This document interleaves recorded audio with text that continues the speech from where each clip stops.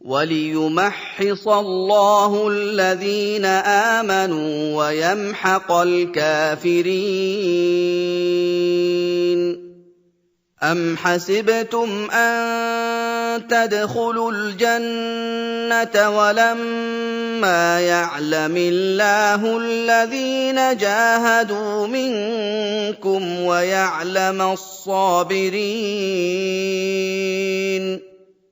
وَلَقَدْ كُنتُمْ تَمَنَّوْنَ الْمَوْتَ مِن قَبْلِ أَن تَلْقَوْهُ فَقَدْ رَأَيْتُمُوهُ وَأَنتُمْ تَنظُرُونَ وَمَا مُحَمَّدٌ إِلَّا رَسُولٌ قَدْ خَلَتْ مِن قَبْلِهِ الرُّسُلُ أَفَإِن مَّاتَ أَوْ قُتِلَ انقَلَبْتُمْ عَلَىٰ أَعْقَابِكُمْ ۚ وَمَن يَنقَلِبْ عَلَىٰ عَقِبَيْهِ فَلَن يَضُرَّ اللَّهَ شَيْئًا ۗ وَسَيَجْزِي اللَّهُ الشَّاكِرِينَ. और ये भी मकसूद था कि खुदा ईमान वालों को खालिस मोमिन बना दे और काफिरों को नाबूद कर दे। क्या तुम ये समझते हो कि बे आजमाइश बहिश्त में जा दाखिल होगे, हालांकि अभी खुदा ने तुम में से जिहाद करने वालों को तो अच्छी तरह मालूम किया ही नहीं, और ये भी मकसूद है कि वो साबित कदम रहने वालों को मालूम करे। और तुम मौत शहादत के आने से पहले उसकी तमन्ना किया करते थे, सो तुमने उसको आंखों से देख लिया। और मोहम्मद सल्लल्लाहु अलैहि वसल्लम तो सिर्फ खुदा के पैगंबर हैं, इनसे पहले भी बहुत से पैगंबर हो गुजरे हैं। भला अगर ये मर जाएं या मारे जाएं तो तुम उल्टे पांव फिर जाओ, यानी मुर्तद हो जाओ, और जो उल्टे पांव फिर जाएगा तो खुदा का कुछ नुकसान नहीं कर सकेगा, और खुदा शुक्रगुजारों को बड़ा सवाब देगा। وَمَا كَانَ لِنَفْسٍ أَن تَمُوتَ إِلَّا بِإِذْنِ اللَّهِ كِتَابًا مُؤَجَّلًا ۗ وَمَن يُرِدْ ثَوَابَ الدُّنْيَا نُؤْتِهِ مِنْهَا وَمَن يُرِدْ ثَوَابَ الْآخِرَةِ نُؤْتِهِ مِنْهَا ۚ وَسَنَجْزِي الشَّاكِرِينَ. وَكَأَيِّن مِّن نَّبِيٍّ قَاتَلَ معه رِبِّيُّونَ كَثِيرٌ فَمَا وَهَنُوا لِمَا أَصَابَهُمْ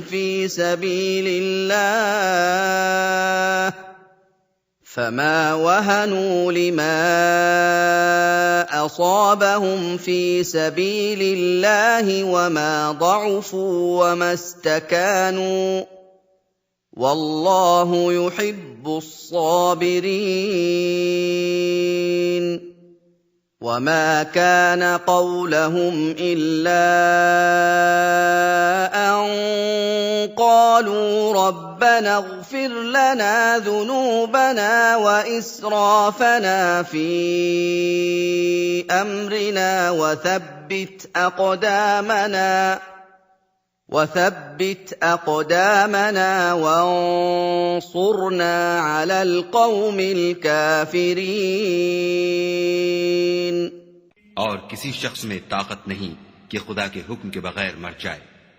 उसने मौत का वक्त मुकर्रर करके लिख रखा है, और जो शख्स दुनिया में अपने अमाल का बदला चाहे उसको हम यहीं बदला दे देंगे, और जो आखिरत में तालिबे सवाब हो उसको वहां अज्र अता करेंगे, और हम शुक्रगुजारों को अनकरीब बहुत अच्छा सिला देंगे।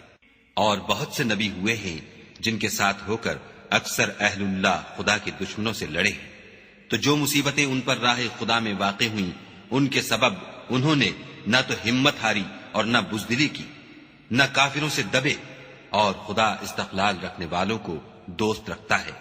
और इस हालत में उनके मुंह से कोई बात निकलती तो यही कि ऐ परवरदिगार, हमारे गुनाह और ज़्यादतियां जो हम अपने कामों में करते रहे हैं मुआफ़ फरमा, और हमको साबित कदम रख, और काफिरों पर फतह इनायत कर।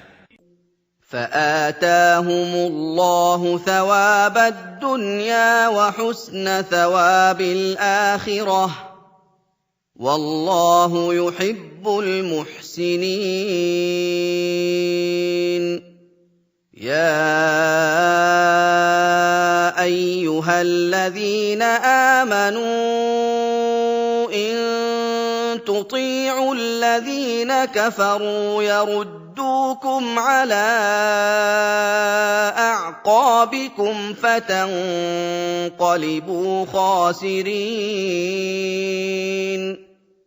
بل الله مولاكم وهو خير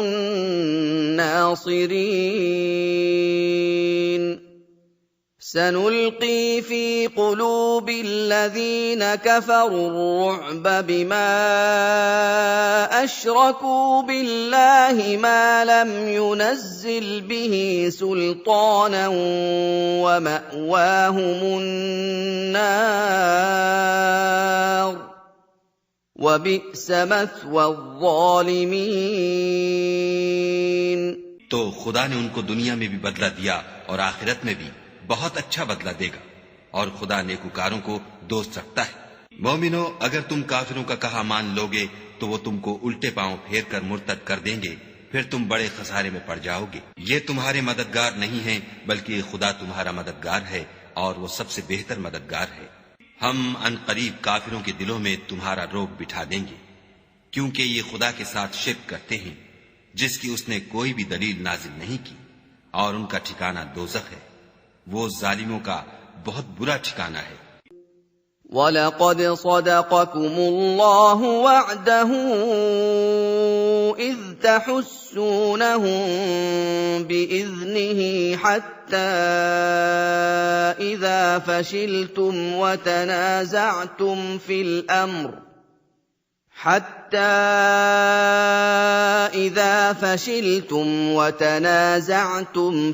अम्र وعصيتم من بعد ما أراكم ما تحبون منكم من يريد الدنيا ومنكم من يريد الآخرة ثم صرفكم عنهم ليبتليكم ولقد عفا عنكم والله ذو فضل على المؤمنين। और खुदा ने अपना वादा सच्चा कर दिया, यानी उस वक्त जबकि तुम काफिरों को उसके हुक्म से कत्ल कर रहे थे, यहां तक कि जो तुम चाहते थे खुदा ने तुमको दिखा दिया। उसके बाद तुमने हिम्मत हार दी और हुक्म पैगंबर में झगड़ा करने लगे और उसकी नाफरमानी की। बाज तो तुम में से दुनिया के खासगार थे और बाज आखिरत के तालिब। उस वक्त खुदा ने तुमको उनके मुकाबले से फेर कर भगा दिया ताकि तुम्हारी आजमाइश करे, और उसने तुम्हारा कसूर मुआफ कर दिया, और खुदा मोमिनों पर बड़ा फजल करने वाला है। إذ تصعدون ولا تلوون على أحد والرسول يدعوكم في أخراكم فأثابكم غما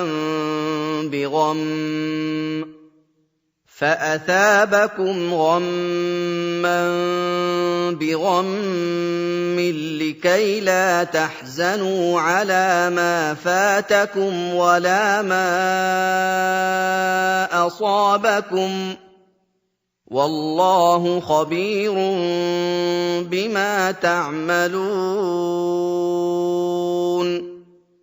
ثم أنزل عليكم من بعد الغم أمنة نعاسا يغشى طائفة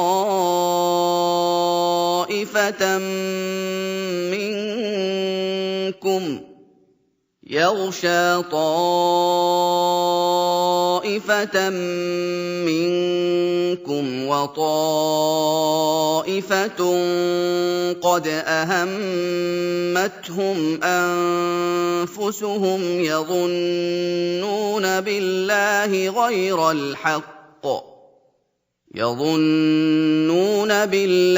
غَيْرَ الْحَقِّ ظَنَّ الْجَاهِلِيَّةِ يَقُولُونَ هَل لَّنَا مِنَ الْأَمْرِ مِن شَيْءٍ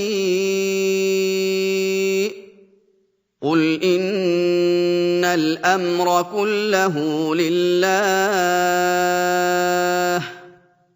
يُخْفُونَ فِي أَنفُسِهِم مَّا لَا يُبْدُونَ لَكَ يَقُولُونَ لَوْ كَانَ لَنَا مِنَ الْأَمْرِ شَيْءٌ مَّا قُتِلْنَا هَاهُنَا قُل لَّوْ كُنتُمْ فِي بُيُوتِكُمْ لَبَرَزَ الَّذِينَ كُتِبَ عَلَيْهِمُ الْقَتْلُ إِلَىٰ مَضَاجِعِهِمْ وَلِيَبْتَلِيَ اللَّهُ مَا فِي صُدُورِكُمْ وَلِيُمَحِّصَ مَا في قُلُوبِكُمْ ۗ وَاللَّهُ عَلِيمٌ بِذَاتِ الصُّدُورِ वो वक्त भी याद करने के लायक है जब तुम लोग दूर भागे जाते थे और किसी को पीछे फिरकर नहीं देखते थे और रसूलुल्लाह तुमको तुम्हारे पीछे खड़े बुला रहे थे, तो खुदा ने तुमको गम पर गम पहुंचाया ताकि जो चीज तुम्हारे हाथ से जाती रही या जो मुसीबत तुम पर वाक़ई हुई है उससे तुम अंधोनाक न हो, और खुदा तुम्हारे सब आमाल से खबरदार है। फिर खुदा ने गम और रंज के बाद तुम पर तसल्ली नाजिल फरमाई, यानी नींद, कि तुम में से एक जमात पर तारी हो गई, और कुछ लोग जिनको जान के लाले पड़ रहे थे खुदा के बारे में नाहक अय्यामे कुफ्र के से गुमान करते थे और कहते थे भला हमारे इख्तियार की कुछ बात है। तुम कह दो कि बेशक सब बातें खुदा ही के इख्तियार में हैं।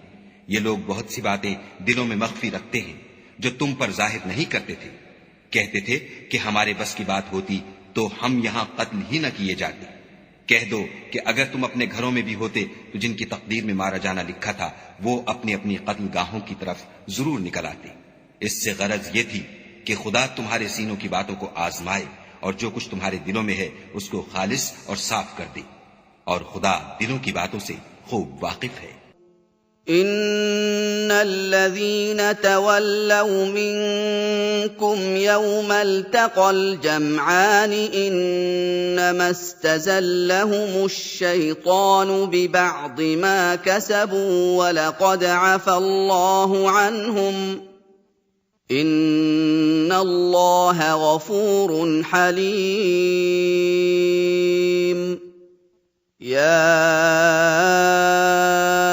أيها الذين آمنوا لا تكونوا كالذين كفروا وقالوا لإخوانهم إذا ضربوا في الأرض أو كانوا غزا لو كانوا عندنا ما ماتوا وما قتلوا وقالوا لإخوانهم إذا ضربوا في الأرض أو كانوا غزا لو كانوا عندنا ما ماتوا وما قتلوا ليجعل الله ذلك حسرة في قلوبهم والله يحيي ويميت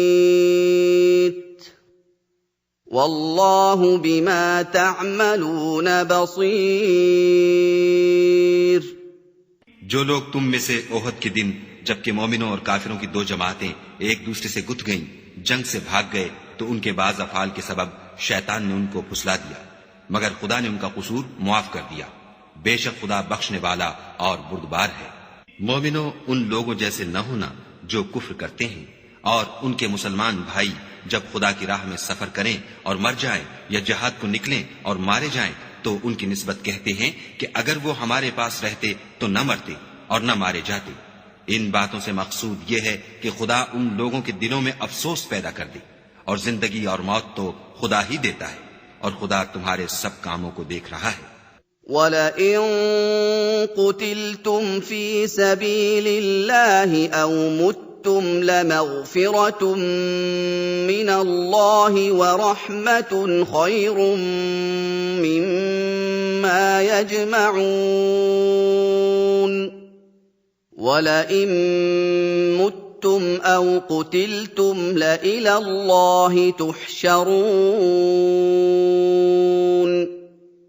فَبِمَا رَحْمَةٍ مِّنَ اللَّهِ لِنتَ لَهُمْ وَلَوْ كُنتَ فَظًّا غَلِيظَ الْقَلْبِ لَانفَضُّوا مِنْ حَوْلِكَ فَاعْفُ عَنْهُمْ وَاسْتَغْفِرْ لَهُمْ وَشَاوِرْهُمْ فِي الْأَمْرِ فَإِذَا عَزَمْتَ فَتَوَكَّلْ عَلَى اللَّهِ إِنَّ اللَّهَ يُحِبُّ الْمُتَوَكِّلِينَ إِن يَنصُرْكُمُ اللَّهُ فَلَا غَالِبَ لَكُمْ وَإِن يَخْذُلْكُمْ فَمَن ذَا الَّذِي يَنصُرُكُم مِّن بَعْدِهِ ۗ وَعَلَى اللَّهِ فَلْيَتَوَكَّلِ الْمُؤْمِنُونَ और अगर तुम खुदा के रस्ते में मारे जाओ या मर जाओ तो जो मालो मता लोग जमा करते हैं उससे खुदा की बख्शिश और रहमत कहीं बेहतर है।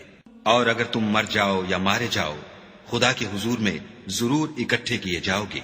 ऐ मोहम्मद सल्लल्लाहु अलैहि वसल्लम, खुदा की मेहरबानी से तुम्हारी उफ्ताद मिजाज उन लोगों के लिए नर्म वाक़ई हुई है, और अगर तुम बदखू और सख्त दिल होते तो ये तुम्हारे पास से भाग खड़े होते।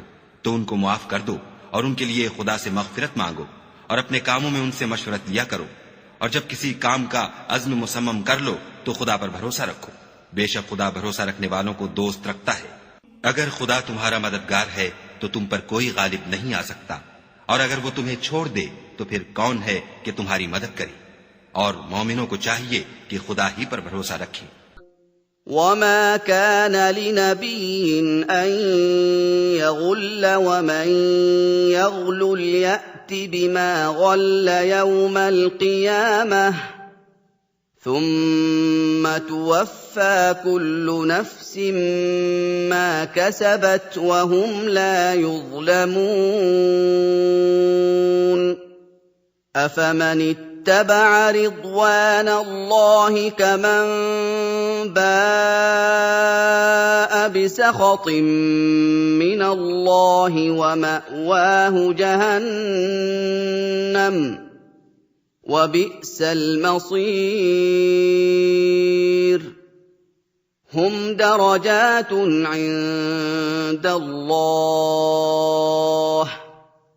والله بصير بما يعملون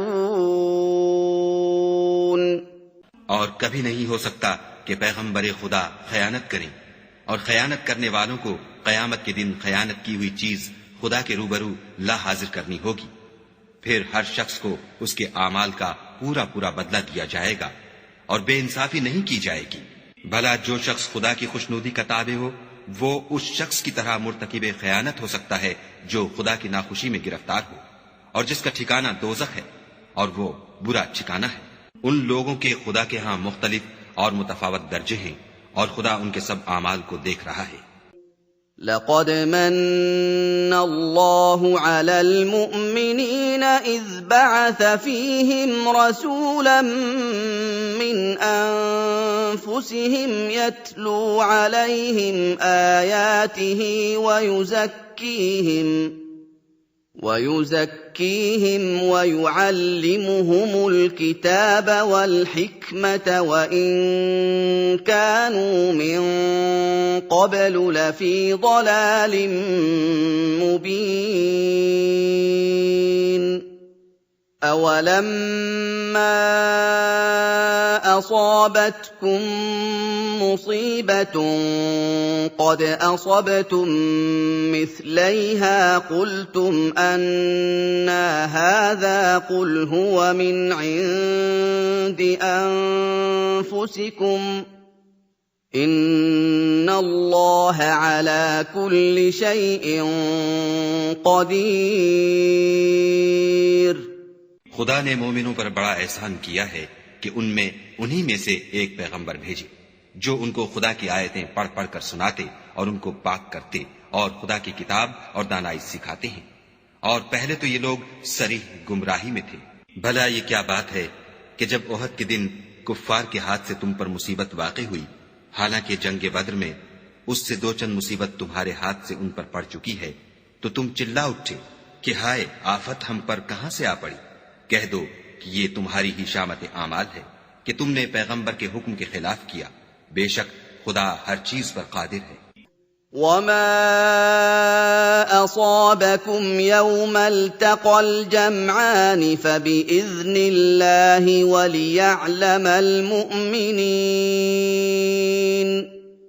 وَلِيَعْلَمَ الَّذِينَ نَافَقُوا.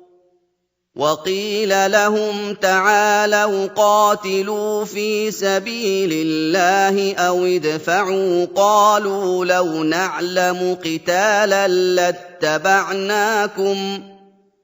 هُمْ لِلْكُفْرِ يَوْمَئِذٍ أَقْرَبُ مِنْهُمْ لِلْإِيمَانِ. يَقُولُونَ بِأَفْوَاهِهِم مَّا لَيْسَ فِي قُلُوبِهِمْ وَاللَّهُ أَعْلَمُ بِمَا يَكْتُمُونَ. الَّذِينَ قَالُوا لِإِخْوَانِهِمْ وَقَعَدُوا لَوْ أَطَاعُونَا مَا قُتِلُوا. قُلْ فَادْرَءُوا عَنْ أَنفُسِكُمُ الْمَوْتَ إِن كُنتُمْ صَادِقِينَ.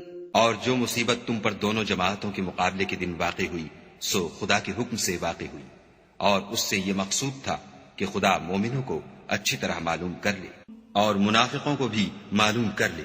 और जब उनसे कहा गया कि आओ खुदा के रास्ते में जंग करो या काफिरों के हमलों को रोको, तो कहने लगे कि अगर हमको लड़ाई की खबर होती तो हम जरूर तुम्हारे साथ रहते। ये उस दिन ईमान की निस्बत कुफ्र से ज्यादा करीब थे। मुंह से वो बातें कहते हैं जो उनके दिल में नहीं है, और जो कुछ ये छुपाते हैं खुदा उससे खूब वाकिफ है। ये खुद तो जंग से बचकर बैठ ही रहे थे, मगर जिन्होंने राह खुदा में जाने कुर्बान कर दी, अपने उन भाइयों के बारे में भी कहते हैं कि अगर हमारा कहा मानते तो कत्ल न होते। कह दो कि अगर सच्चे हो तो अपने ऊपर से मौत को टाल देना। وَلَا تَحْسَبَنَّ الَّذِينَ قُتِلُوا فِي سَبِيلِ اللَّهِ أَمْوَاتًا بَلْ أَحْيَاءٌ عِندَ رَبِّهِمْ يُرْزَقُونَ. فَرِحِينَ بِمَا آتَاهُمُ اللَّهُ مِن فَضْلِهِ وَيَسْتَبْشِرُونَ بِالَّذِينَ لَمْ يَلْحَقُوا بِهِم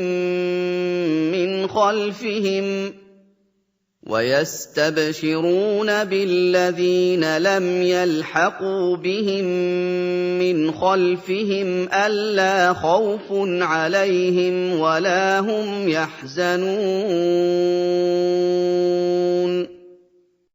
जो लोग खुदा की राह में मारे गए उनको मरे हुए ना समझना, वो मरे हुए नहीं हैं बल्कि खुदा के नजदीक जिंदा हैं और उनको रिज्क मिल रहा है। जो कुछ खुदा ने उनको अपने फजल से बख्श रखा है उसमें खुश हैं, और जो लोग उनके पीछे रह गए और शहीद होकर उनमें शामिल नहीं हो सके, उनकी निस्बत खुशियां मना रहे हैं कि कयामत के दिन उनको भी न कुछ खौफ होगा और न वो गमनाक होंगे। يَسْتَبْشِرُونَ بِنِعْمَةٍ مِّنَ اللَّهِ وَفَضْلٍ وَأَنَّ اللَّهَ لَا يُضِيعُ أَجْرَ الْمُؤْمِنِينَ. الَّذِينَ اسْتَجَابُوا لِلَّهِ وَالرَّسُولِ مِن بَعْدِ مَا أَصَابَهُمُ الْقَرْحُ لِلَّذِينَ أَحْسَنُوا مِنْهُمْ وَاتَّقَوْا أَجْرٌ عَظِيمٌ. الذين قال لهم الناس إن الناس قد جمعوا لكم فاخشوهم فزادهم إيمانا وقالوا حسبنا الله ونعم الوكيل فانقلبوا بنعمة من الله وفضل لم يمسسهم سوء واتبعوا رضوان الله والله ذو فضل عظيم और खुदा के इनामात और फजल से खुश हो रहे हैं और इससे कि खुदा मोमिनों का अज्र जाया नहीं करता। जिन्होंने बावजूद जख्म खाने के खुदा और रसूल के हुक्म को कबूल किया, जो लोग उनमें नेकुकार और परहेजगार हैं उनके लिए बड़ा सवाब है। जब उनसे लोगों ने आकर बयान किया कि कुफ्फार ने तुम्हारे मुकाबले के लिए लश्कर कसीर जमा किया है तो उनसे डरो, तो उनका ईमान और ज्यादा हो गया और कहने लगे हमको खुदा काफी है और वो बहुत अच्छा कारसाज है। फिर वो खुदा की नेमतों और उसके फजल के साथ खुश खुर्रम वापस आए, उनको किसी तरह का जरर न पहुंचा और वो खुदा की खुशनुदी के ताबे रहे और खुदा बड़े फजल का मालिक है। إنما ذلكم الشيطان يخوف أولياءه فلا تخافوهم وخافون إن كنتم مؤمنين ولا يحزنك الذين يسارعون في الكفر إنهم لن يضروا الله شيئا يريد الله ألا يجعل لهم حظا في الآخرة ولهم عذاب عظيم إن الذين اشتروا الكفر بالإيمان لن يضروا الله شيئا ولهم عذاب أليم ولا يحسبن الذين كفروا أنما نملي لهم خير لأنفسهم إنما نملي لهم ليزدادوا إثما ولهم عذاب مهين ये खौफ दिलाने वाला तो शैतान है जो अपने दोस्तों से डराता है। तो अगर तुम मोमिन हो तो उनसे मत डरना और मुझी से डरते रहना। और जो लोग कुफ्र में जल्दी करते हैं उनकी वजह से गमगीन न होना, ये खुदा का कुछ नुकसान नहीं कर सकते। खुदा चाहता है कि आखिरत में उनको कुछ हिस्सा न दे और उनके लिए बड़ा अजाब तैयार है। जिन लोगों ने ईमान के बदले कुफ्र खरीदा वो खुदा का कुछ नहीं बिगाड़ सकते और उनको दुख देने वाला अजाब होगा। और काफिर लोग ये न ख्याल करें कि हम जो उनको मोहलत दिए जाते हैं तो ये उनके हक में अच्छा है, नहीं, बल्कि हम उनको इसलिए मोहलत देते हैं कि और गुनाह कर लें। आखिरकार उनको जलील करने वाला अजाब होगा। ما كان الله ليذر المؤمنين على ما أنتم عليه حتى يميز الخبيث من الطيب وما كان الله ليطلعكم على الغيب ولكن الله يجتبي من رسله من يشاء فآمنوا بالله ورسله وإن تؤمنوا وتتقوا فلكم أجر عظيم ولا يحسبن الذين يبخلون بما آتاهم الله من فضله هو خيرا لهم بل هو شر لهم बल हुव शर्रुन लहुम सयुतव्वक़ून मा बखिलू बिही यौमल क़ियामह वलिल्लाहि मीराथुस समावाति वल अर्द वल्लाहु बिमा तअमलून खबीर। लोगो, जब तक खुदा नापाक को पाक से अलग न कर देगा, मोमिनों को इस हाल में जिसमें तुम हो हरगिज नहीं रहने देगा, और अल्लाह तुमको गैब की बातों से भी मुत्तला नहीं करेगा। अलबत्ता खुदा अपने पैगंबरों में से जिसे चाहता है इंतखाब कर लेता है। तो तुम खुदा पर और उसके रसूलों पर ईमान लाओ, और अगर ईमान लाओगे और परहेजगारी करोगे तो तुमको अजर अजीम मिलेगा। जो लोग माल में जो खुदा ने अपने फजल से उनको अता फरमाया है बुख्ल करते हैं, वो उस बुख्ल को अपने हक में अच्छा न समझे। वो अच्छा नहीं बल्कि उनके लिए बुरा है। वो जिस माल में बुख्ल करते हैं, कयामत के दिन उसका तौक बनाकर उनकी गर्दनों में डाला जाएगा, और आसमानों और जमीन का वारिस खुदा ही है, और जो अमल तुम करते हो खुदा को मालूम है।